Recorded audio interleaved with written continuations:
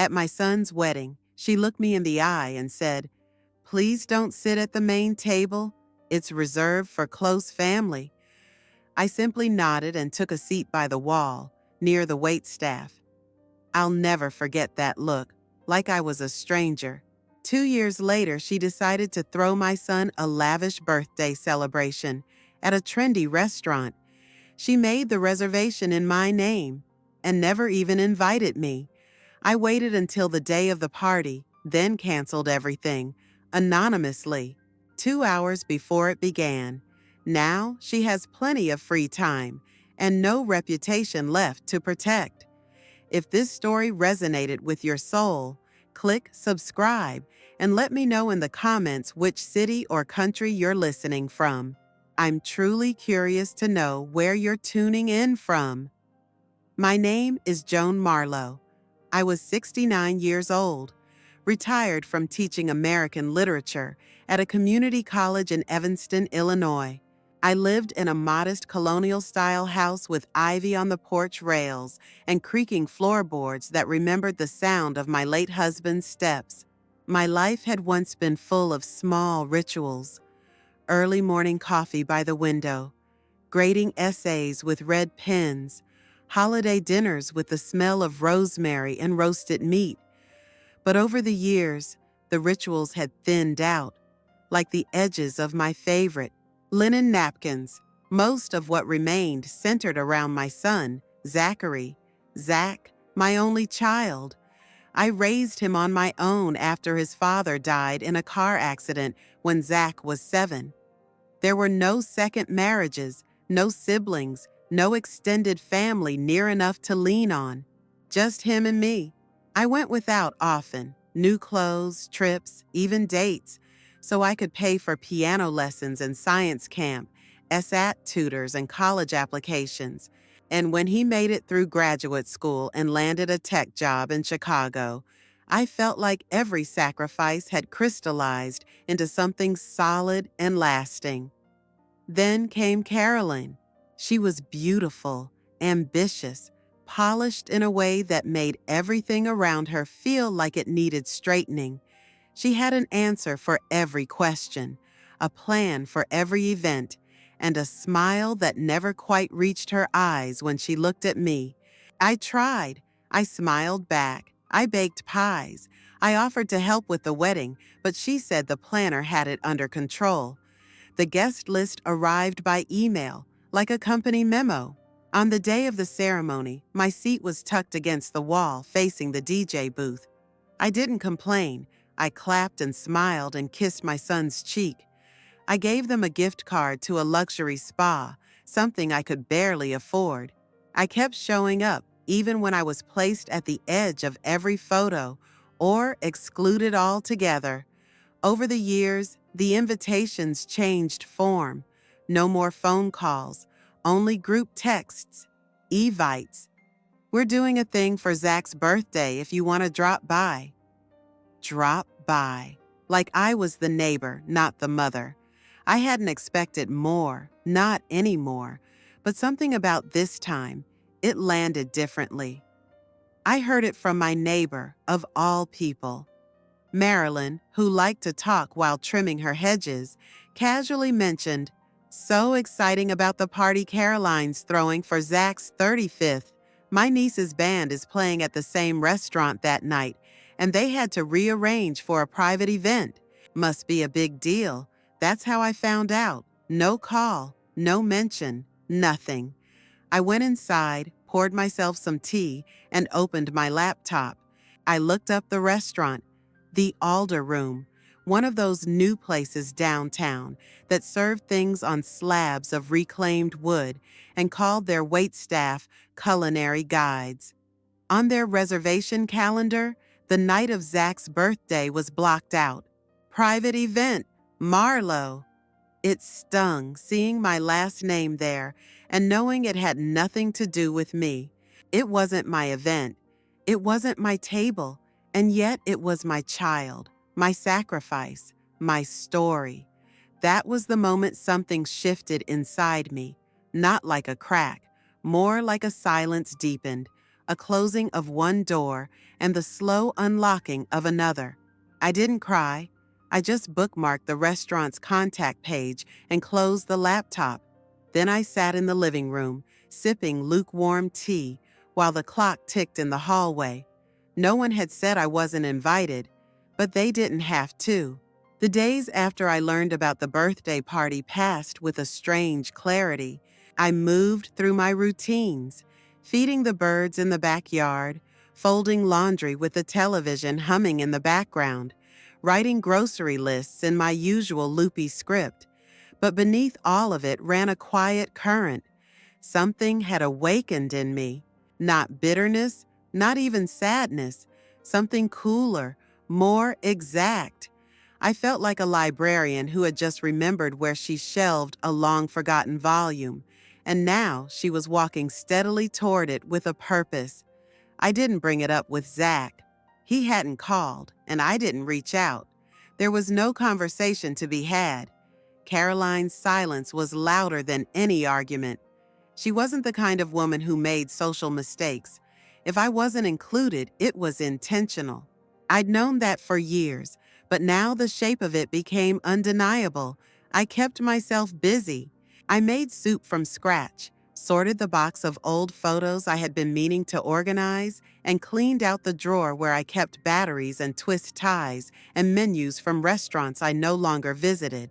That's when I found my little black address book, frayed at the spine, the pages thin and oily from years of use. I flipped to the R section, and there it was, written in blue ink in my own hand, The Alder Room, 312 5555 1942. I stared at the number for a while. Then I picked up the phone. I didn't call that day, but I did look them up again. Their website had a new design, sleek and minimalist, the kind of thing that looked expensive without saying anything directly. There were photos of dark wood tables and exposed brick walls, tall candles and tiny appetizers arranged like modern art. It was exactly Caroline's kind of place, chic, curated, expensive enough to feel exclusive.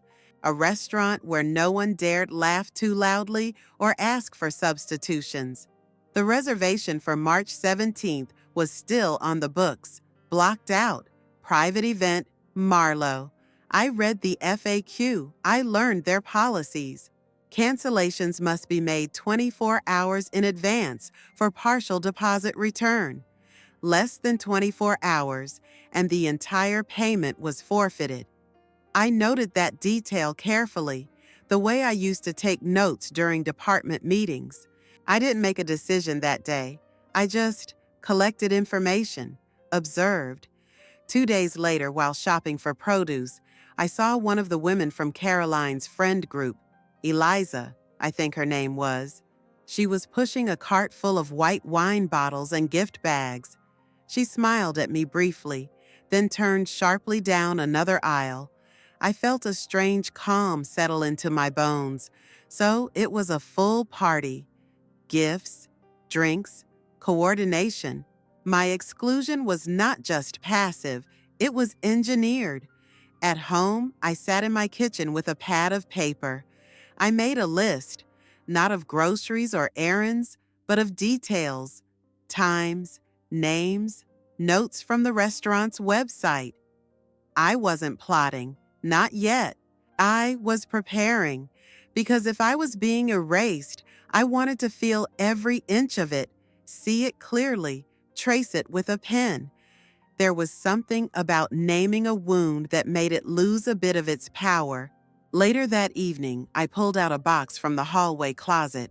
Inside were old holiday cards, receipts from Zach's first apartment that I had co-signed for, a faded invitation to his college graduation dinner, held in my backyard, with paper lanterns and a sheet cake that said, "To New Beginnings." I held that invitation for a long time. The handwriting was mine. The guest list was handwritten on the back. Caroline hadn't been at that one. That was before she had taken the lead in all things social. The contrast was sharp, and still I didn't feel rage, What I felt was alignment, the clarity that comes when you understand exactly where you stand.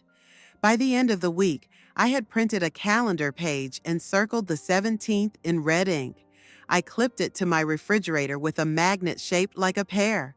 I didn't write anything else. I just let the circle sit there. A quiet reminder, not of celebration, but of awareness.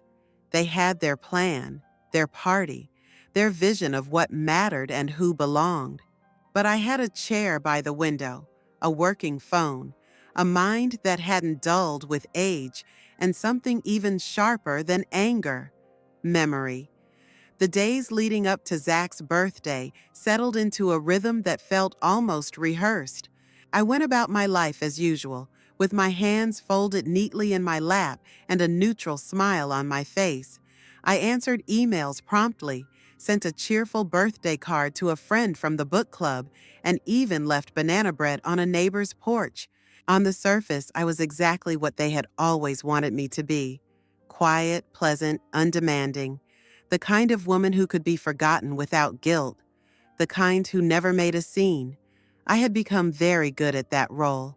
Years of being politely set aside, of being thanked and dismissed in the same breath, had taught me how to make myself smaller without looking like I'd shrunk. At family gatherings, I stood at the edges of conversations. I brought dishes that nobody asked for and washed plates no one noticed.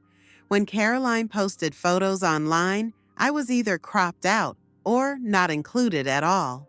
Once she referred to me as Zach's mom in a caption, like a footnote to his life rather than someone who had once been the author of it.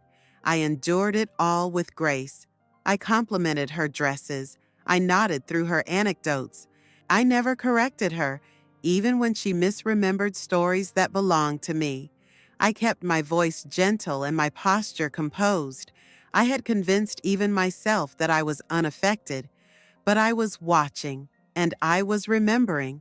Behind the polite nods and warm casseroles, there was a woman who no longer believed in staying in her lane just because someone younger and louder had decided to redraw the map. I had spent decades building a life with integrity, teaching students how to find their voice in literature, reminding them that silence is only golden when it's chosen, not enforced. Now, I found myself surrounded by the same themes I had spent years helping others recognize: erasure, dismissal, power disguised as politeness. It was everywhere in Caroline's world, in her curated dinner parties and perfectly filtered Instagram posts, in her preference for calling me Joan instead of Mom, in the way she placed me near exits, near kitchen doors, always out of frame. And still, I smiled. I answered every invitation with gratitude, even when it came hours before the event. I sent thank you texts after being offered leftover cake. I remembered birthdays. I brought Henry to and from piano lessons when they were busy. They thought that meant I was pliant, but I was simply patient. There's a kind of power in letting people underestimate you. It allows you to move undetected, to collect every slight and every false smile without resistance. It lets you see clearly. And clarity, I've learned, is the most dangerous tool a woman can possess, especially a woman they think has nothing left to say. Each morning, I walked past the calendar with the circled date, March 17th. The red ink had begun to fade slightly, but its presence remained bold. I didn't touch it. I didn't add to it. I just acknowledged it as I passed by, the same way one nods to a trusted accomplice. I kept to myself. I didn't mention the party. I didn't confront Zach or Caroline. I didn't call the restaurant again, yet. I simply let the world believe I was the same mild mother-in-law who brought deviled eggs and offered to take coats. It was easier that way. One evening, I received a group message from Caroline, a cheerful update about Henry's school play, a casual, "We'll try to do something small for Zach's birthday," maybe just family. It was a sentence crafted to excuse my absence after the fact, to imply I had chosen not to come. She was already preparing her version of the story. I gave the message a thumbs up emoji. That was all. Then I went to the kitchen and opened the drawer where I kept my documents. I pulled out a notepad and began writing the script of my own story. Not one made of confrontation or rage, but of precision, of quiet understanding, of consequences that arrived like soft footsteps on a hardwood floor. Not loud, not sudden, but inevitable. They had taught me to speak only when spoken to. So I would answer yes, but not with words. It was a Thursday morning when I decided to make the call. Not the call itself, not the one that would change everything, but a trial run. A dress rehearsal, if you will. For a moment, I had been circling around in my mind with a quiet, unwavering focus. The phone was cool in my hand, the air around me still, the clock on the wall ticking with the kind of rhythm that felt like permission. I sat down at the kitchen table, cleared my throat, and dialed the number I now knew by heart. The Alder Room. I spoke with a young woman, her voice bright, cheerful, professional. Her name was Zoe. I introduced myself with a made-up name, something neutral and forgettable. I said I was assisting with a family event. I asked about the reservation on March 17th, and she confirmed it without hesitation. Yes, the Marlowe party. Yes, 24 guests. Yes, the private room with the string quartet option and the custom dessert menu. Everything was arranged. Everything was polished. I asked about cancellation policies. Just to confirm, I said, for peace of mind. Zoe was gracious. If canceled more than 24 hours in advance, the deposit would be partially refunded. After that point, it would be forfeited. She asked if I was thinking of making changes. I smiled into the receiver and told her I was just being thorough. Then I thanked her and ended the call. I sat there afterward for a long time, the hum of the refrigerator pressing against the silence. My hands rested gently in my lap. I felt calm, not triumphant, not even satisfied, just steady, grounded, like a train easing onto the right track after miles of wrong turns. I had gathered the details I needed. I knew the time limits. I knew the process. I had no intention of striking without precision. It had to be exact. It had to be clean. For years, I had been on the outside of conversations. I had been the recipient of half invitations, of vague gestures. I had been reduced to a footnote at events that should have been mine to host, to witness, to remember. I had swallowed so much silence, it had become a second language. But this was a moment that belonged entirely to me. Not out of pettiness, not out of revenge, but out of correction. This wasn't about erasing their joy. It was about restoring my presence, even if through absence. I thought back to Caroline's sharp glances at past family functions, the way she subtly redirected conversations away from me, the way she'd make decisions and announce them as if they were mutually agreed upon. I thought of Zach's slow withdrawal, the way he defaulted to her lead, the way he'd stopped asking me what I thought, or if I was coming, or how I was getting home. I remembered the Christmas when I brought a gift for Henry, an illustrated book I used to read to Zach, and how Caroline had gently placed it on a side table and never gave it to him.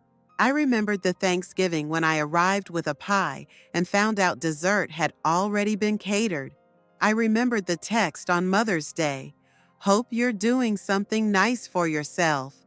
Yes, I remembered everything. And now I rehearsed my part in their performance, not as a guest, not even as a forgotten prop, but as the stagehand who knew exactly where the switchboard was hidden. I spent the rest of the day walking through the local park.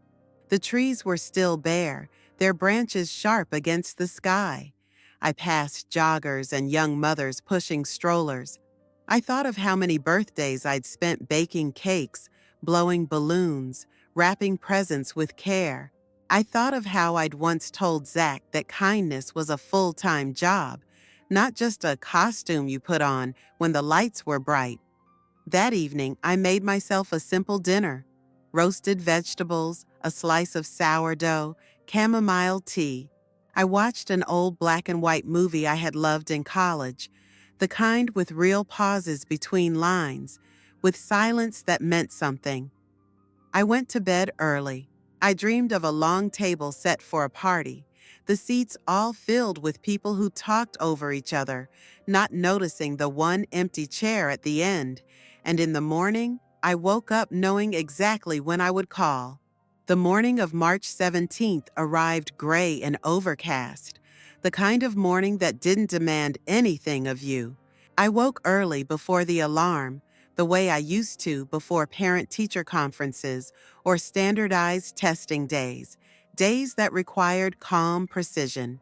I lay still for a moment, watching the ceiling, feeling the weight of what I was about to do settle gently across my chest. Not heavy, not suffocating, just real. I went through the motions of my routine with an odd sense of grace.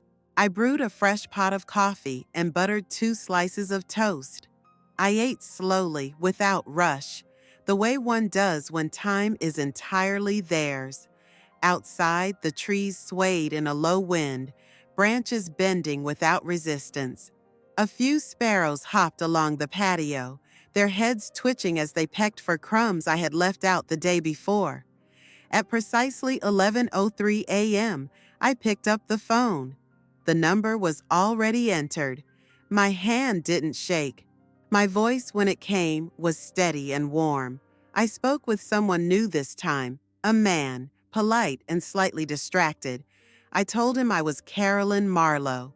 I used the same clipped tone I had heard her use so many times when speaking to baristas, to stylists, to Uber drivers.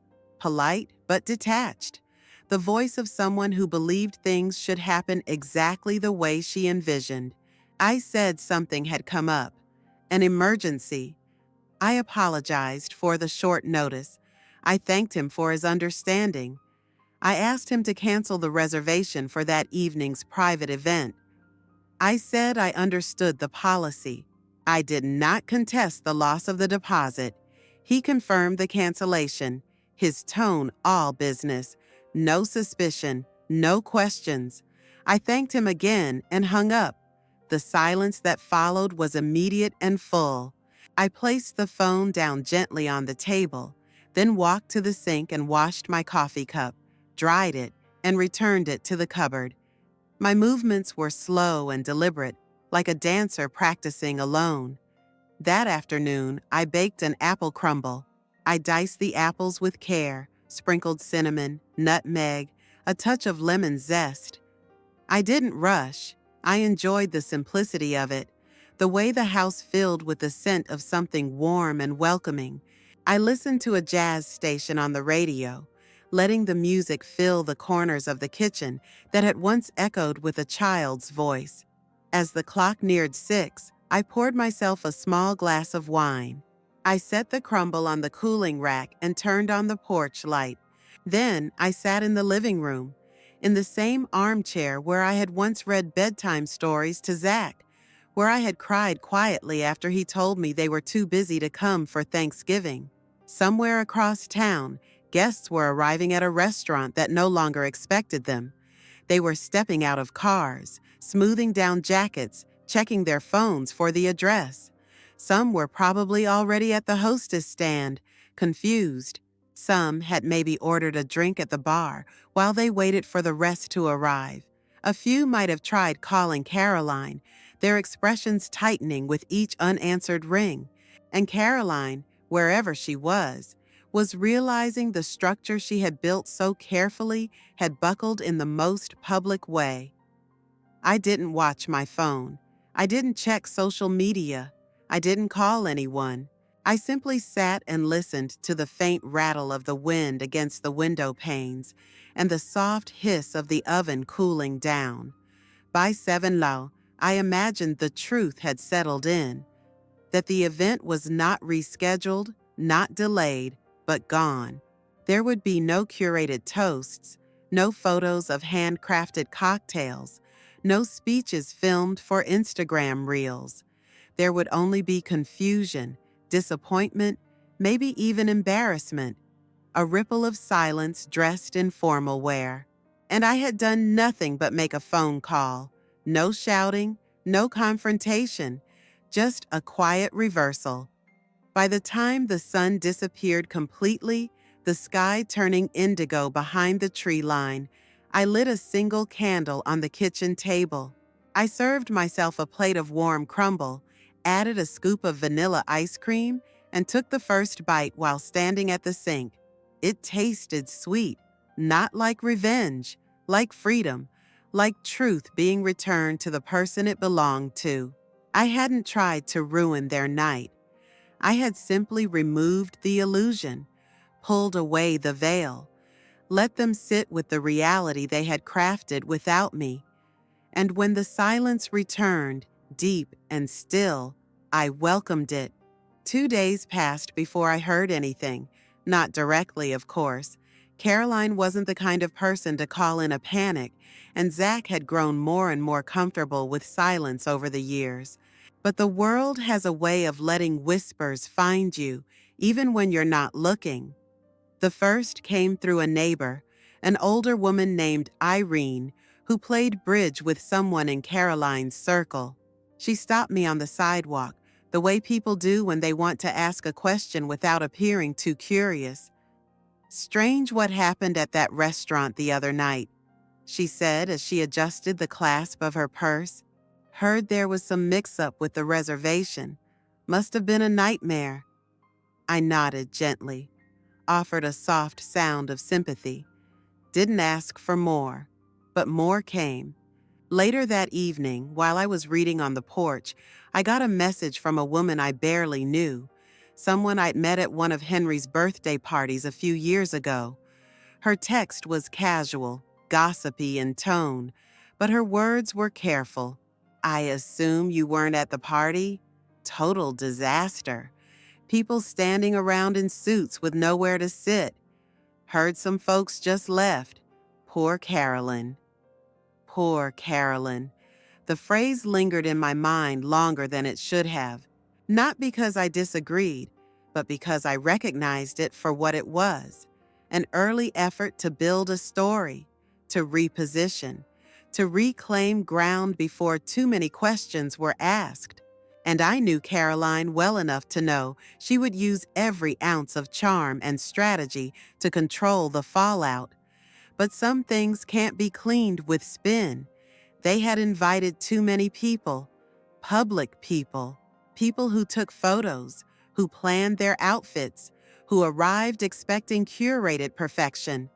There were no photos on social media, no videos of toasts, no stories filled with glittering filters and group selfies. Just silence. The kind that thickens and turns heads at brunch tables and coffee shops. And once silence starts looking like failure, people don't come back. That's what hit her hardest, I think. Not the canceled reservation, not the wasted deposit, but the empty follow-ups, the people who stopped texting, the ones who changed the subject, the slow erosion of a reputation built not on truth, but on appearances. I saw it in fragments, in the updates that drifted my way like leaves blown from other yards. One woman posted a vague quote about true friends showing up for each other in tough times, which I knew was Caroline's attempt to salvage sympathy. Another posted a story from a different event on the same night, cheerfully tagging all the people who should have been at Caroline's party. No mention of the canceled dinner, not a word. Absence became the story, and absence doesn't apologize. I took no joy in it. That's what people never seem to understand. This wasn't about victory. It was about visibility, about not being erased, about making the shape of my absence sharp enough to cut. I baked a loaf of sourdough that Sunday, gave half to the woman next door, read the local paper cover to cover. I didn't think of Caroline until late in the evening when I passed the mirror in the hallway and caught my own reflection, calm, whole, unmoved. She hadn't called. Zach hadn't either. I imagined the tension in their home, the careful words, the shift in tone, the cracks starting to show in the polished surface of their life. And I imagined her face, one that once radiated confidence and control, now flickering with doubt every time the phone buzzed or a friend didn't respond. Some faces don't recover from shame, not because they're shamed publicly, but because they depended too much on applause. And when the clapping stops, what's left? I sat by the window with a glass of tea, watching headlights pass on the road. I didn't need a front row seat to the unraveling. I had already seen what I needed. Their silence was confirmation. They had taught me what absence looked like. Now they were learning what it felt like. It had been nearly a week since the night that never happened. The house was quiet in a new way, no longer full of echoing absence, but wrapped in something like calm. The kind of quiet that didn't ask for anything, didn't stretch or sting. I moved through the days not with anticipation, but with ease. There was no rehearsing conversations in my mind, no wondering how I would sound if he finally called. I had stepped off that stage entirely. That morning, I stepped into the garden before the sun had fully cleared the trees. Dew clung to the rosemary like tiny pearls. The soil, still damp from a soft evening rain, welcomed the blade of my trowel as I worked in silence. I clipped away what had died in the winter, brittle stems, faded blooms, and found satisfaction in making space for what might return. My gloves grew dark with earth, and my sleeves brushed against mint and thyme, releasing their oils like memory. It was there, with my knees pressed into wet ground, that I felt something I hadn't known how to name. It wasn't happiness or even contentment. It was permission. Permission to exist outside of anyone else's expectations, to stop waiting, to stop grieving something that had already shown me it wouldn't come back. Later, after a shower and a fresh set of clothes, I stood in front of the mirror and brushed my hair slowly, without purpose. I took my time making tea, letting the kettle whistle longer than needed. In my armchair by the window, I watched the light shift across the living room floor, the way I once watched Zach stretch across that same space as a teenager, sprawled, oblivious, so completely mine in a way he no longer was. But the ache of that memory had dulled. I didn't flinch when I remembered it. I let it live in the space it had earned.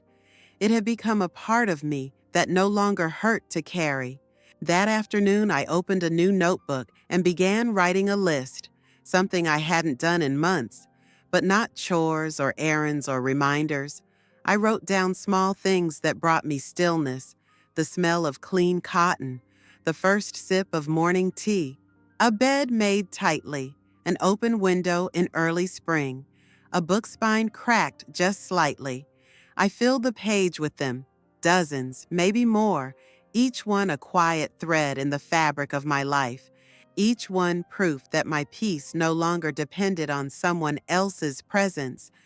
I redecorated the guest room the following day, not to impress anyone, not in anticipation of visitors, for myself. I painted the walls a soft shade of green, like the inside of a cucumber. I moved in a small shelf for my favorite books, the ones I'd taught, the ones I'd loved, the ones I'd marked with notes and folded corners. I brought in a lamp with a soft golden glow and draped a woven quilt across the chair near the window. I framed a photo of my mother, her in her garden, laughing, and set it on the nightstand. I didn't take photos. I didn't share it with anyone. It became mine in a way few things had been in a long time. I passed by my phone more often than I touched it. Zach's name still sat in the recent call list, a faint echo of effort that no longer asked for reciprocation. I didn't delete it. I didn't stare at it. I simply let it be. He hadn't called. That absence had taken root, but it no longer grew thorns.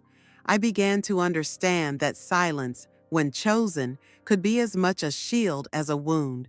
There was power in letting the phone ring and not needing it to mean anything. There was peace in the empty inbox, the undisturbed voicemail. Some conversations go unspoken not out of neglect, but because they have no new ending to offer. Others never begin because the truth is too sharp, too close to the bone. I didn't know which truth applied to Zach. I only knew that I had stopped bleeding for answers. The crying had stopped quietly, the way a summer storm slips away in the night. One day, I simply noticed that my pillow hadn't been damp, that my chest hadn't ached when I passed the family photos on the shelf, that I could hear laughter, mine, in the kitchen while the kettle boiled. I had become whole without an audience, and that wholeness no longer required witness. In this new life, I sat at the head of a table I built myself. There were no place cards, no apologies, no waiting, not lonely, just free. It happened without warning, without build-up, just a grocery store aisle, a cart with a squeaky wheel, and the hush of fluorescent lights overhead. I had bent to choose a bag of apples, Honeycrisp, the kind with a clean snap and a balance of sweetness and bite, when I looked up and saw her, Carolyn. She stood by the dairy fridge holding 2 brands of organic butter, her eyes blank, fingers curled tightly around the packaging. She wasn't dressed like herself, no heels, no tailored coat, just jeans, a beige sweater that looked wrinkled at the sleeves, and that expressionless stare of someone who's unsure of what to do next, but too proud to admit it. I didn't move, didn't flinch. I watched her from between the stacked produce bins. She didn't see me, or maybe she did, in the edge of a glass door, a reflection in chrome. Maybe she caught a glimpse and decided she wasn't ready for what it meant. I used to imagine what I would say to her if I ever had the chance. I used to picture it like a monologue, calm, composed, cutting. I would lay out every humiliation, every passive-aggressive slight, every moment I had been erased from photos, from conversations, from rooms. I would give her the story she had refused to hear, and then I'd walk away victorious, head held high.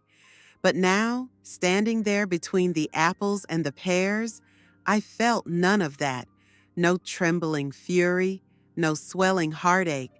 I just felt free, completely, deliciously free. I didn't need her to see me anymore. I had already done what I came to do. That dinner, her perfect little empire of control and curation, had collapsed not with a bang, but with a hum. A single phone call, a quiet cancellation, a soft erasure, and it was enough. I turned my cart and walked the opposite way, picking up a bag of wild rice, a jar of rosemary honey, and a tin of tea. I moved slowly, luxuriously, the way one does when time belongs only to them, and all the while I thought about what it meant to become invisible by choice. Not a woman overlooked, but a woman who has stepped into shadow willingly, because she knows it's the only place where truth can echo without interruption. On the drive home, I passed the same streets as always, the library where I once volunteered, the park where Zach had learned to ride a bike, his little helmet too big for his head, the old theater that now played independent films and charged too much for popcorn. I let them blur past me, like old photographs in an album I no longer opened. At home, I unpacked the groceries, folded the bags, lit a candle, cedar wood and fig. The scent filled the corners of the kitchen with something rich and grounding. I brewed tea, sliced an apple, and opened a novel I had been meaning to reread for years. Not because anyone asked me to, not because I needed something to prove, just because I wanted to. I had spent years trying to be seen, trying to remain in their frame, trying to earn a seat I had already paid for in full. No more. I had learned something powerful in the aftermath. You don't need to raise your voice when the silence you leave behind is louder than any speech. They hadn't just left me out of a dinner, they had written me out of a life, smiled as they did it, told themselves it was for the best. But you can't delete a foundation without cracking the walls. And now they were living in the aftermath, in the discomfort of guests who whispered, of texts that went unanswered, of a celebration that no longer glittered in memory. And I had given them no drama, no scene, just a quiet, controlled unraveling. Caroline, with her curated friends and designer smiles, had built a house on borrowed ground. She forgot whose name was on the deed, whose hands had poured the first foundation, literally and figuratively. She had rewritten the family story and tried to hand me a redacted copy. So I became the footnote she couldn't remove, the quiet mother-in-law in the background of every ruined plan, the pause in every retelling, the blank space where her triumph was supposed to be. Zach still hadn't called, but I didn't need him to. I no longer yearned for his voice or his regret. Let him sit with the silence. Let him explain or not. I wouldn't chase. I wouldn't plead. If they didn't want to see me, fine. I had become the backdrop, the shadow beneath the chandelier, the draft under the door, the invisible force that bends every picture slightly off-center. And I knew one thing now with crystal certainty. If they had simply allowed me to stand beside them, I would have held them up. But they made me the floor beneath their heels. So I became the quake that moved the ground, and I would do it again. Not out of spite, but out of principle. They had written me out of their vision. Now I am the thing they cannot unsee, not loud, but everywhere.